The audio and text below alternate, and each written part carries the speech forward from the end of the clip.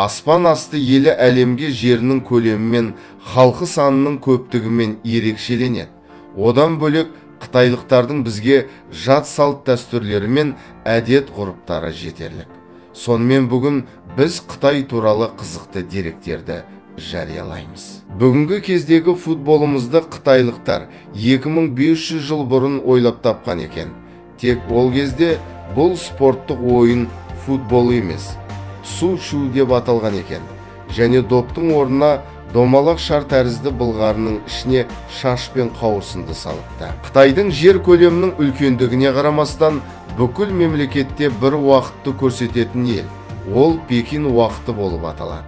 Және мемлекеттің ең батысында орналасқан Үрімші қаласында ғана бейресми 2 сағаттық айырмашылық бар екен. Аспан асты елінің тағы бір ерекшелігі оларда қария адамға деген ерекше ілтипат көрсетеді.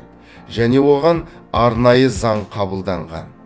Ол заңда егер қытайлықтың 60 жастан асқан кәрі ата-анасы болса, күнде хабар алып отыру керек. Егер тәртіп бұзған жағдайда айыппұл төлеп немесе темір торға қамалуы мүмкін.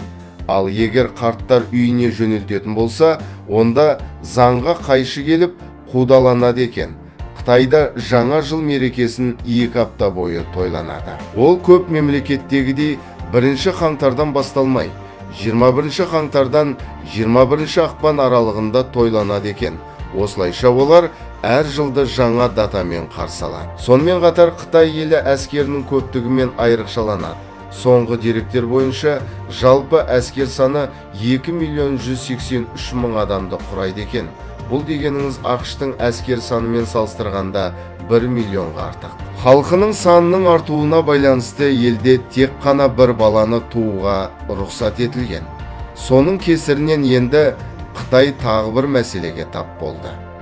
Көпшілік отбасында ұл балалар өмірге келе бастағандықтан қыз балалар саны кезінде қабылданған заң халқының санының артуына байланысты елде тек қана бір баланы тууға рұқсат етілген. Соның кесірінен енді Қытай тағы бір мәселеге тап болды. Көпшілік отбасында ұл балалар өмірге келе бастағандықтан қыз балалар саны азайған. Статистика бойынша 40 миллион жігіттер өздерінің екінші жартысын кезіктіре алмауда. Қытайдың құрылыс саласы қарқындап дамып кеткен. Мәлімет бойынша аптасына бір рет биік көп қабатты нысан іске қосылып отырады. Яғни жылына 70 ғимарат қолданысқа беріледі екен. Әр мемлекетте адамдардың тегі қайталанып отыратыны айқын. Бір қызығы қытайлықтардың Бан, Ли және Чан секілді тегі мемлекеттің 20% иеленген екен.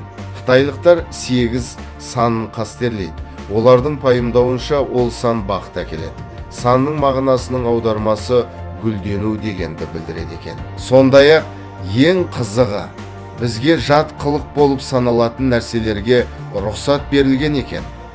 Олар қоғамдық орындарында тамақтанып отырып, жергілікті тұрғындар түкіріп, құсып, кекіріп және тағы басқа да бейәдеп қылықтар істеуіне шектеу қойылмаған.